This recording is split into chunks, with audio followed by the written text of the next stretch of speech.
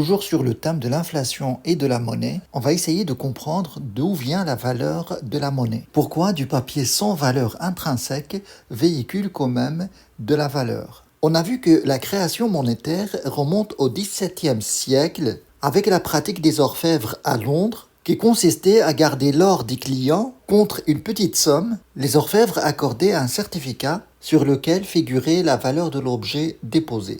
Mais ces certificats n'étaient pas nominatifs, c'est-à-dire qu'on n'y indique pas l'identité de la personne qui dépose l'objet. Avec le succès de cette pratique, ces certificats ont été utilisés comme moyen d'échange, c'est-à-dire pour acheter et vendre sur le marché. Et donc, on se présentait rarement chez les orfèvres pour convertir les certificats en or. Et en plus, il y a de plus en plus de gens qui déposaient leur or chez les orfèvres contre des certificats.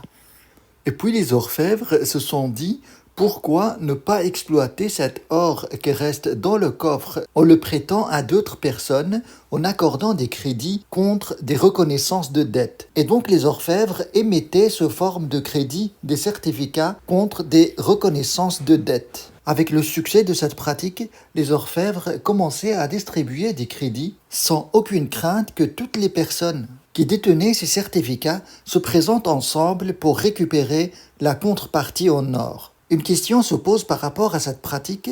Est-ce qu'on n'est pas en présence d'une escroquerie à la manière de Bernard Madoff qui a pu voler des milliards de dollars en pratiquant ce qu'on appelle le système de Ponzi? Il s'agit d'un montage financier frauduleux qui consiste en pratique à rémunérer les investissements des clients essentiellement par les fonds procurés par les nouveaux investisseurs. Imaginez par exemple que vous proposez un investissement à 50% de rentabilité.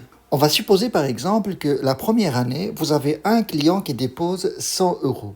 Et puis la deuxième année, vous avez deux clients qui déposent également 100 euros. Mais à la deuxième année, vous pouvez payer le premier client 50% de son investissement. Donc, on prend 50 de ces 200 qui arrivent la deuxième année pour payer le premier client. Et la troisième année, on va supposer qu'il y a 4 clients qui déposent chacun 200 euros. Avec cet argent-là qui arrive, on peut payer 3 fois 50 aux anciens clients. Et puis la quatrième année, avec le succès de cette pratique, on va avoir plus de clients qui déposent de plus en plus d'argent. Par exemple, on va imaginer qu'il y a 10 clients qui déposent chacun 500 euros. Avec cet argent, on peut payer 50% à tous les précédents clients, ce qui fait 11 fois 50. Donc, on a reçu au total ici 6100 et on a payé 750 de rentabilité aux clients, ce qui fait une différence de 5350 qui reste chez l'escroc. Et plus les gens en parlent positivement de cette affaire, et plus il y a de nouveaux clients et donc des sommes de plus en plus importantes. Et quand est-ce que ce système s'effondre? C'est au moment où tous les clients se présentent simultanément pour prendre leur capital.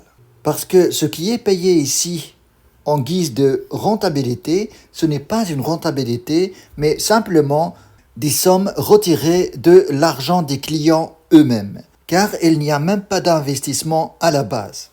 Si je reviens à la situation des orfèvres, si tous ces clients se présentent simultanément pour récupérer la contre-valeur de ces certificats en or, eh bien, il n'y aurait pas assez d'or dans les coffres pour payer tous les clients. C'est tout à fait pareil dans la situation où ces certificats, c'est des comptes bancaires où tous les clients paniquent et se précipitent à la banque pour prendre leur argent sous forme de billets. Cette pratique des orfèvres a donné naissance à un système monétaire basé sur l'étalon or, c'est-à-dire un système bancaire où la valeur de la monnaie, si on suppose que ces certificats, c'est de la monnaie, est garantie par une contrepartie en or déposée dans les coffres de la banque centrale.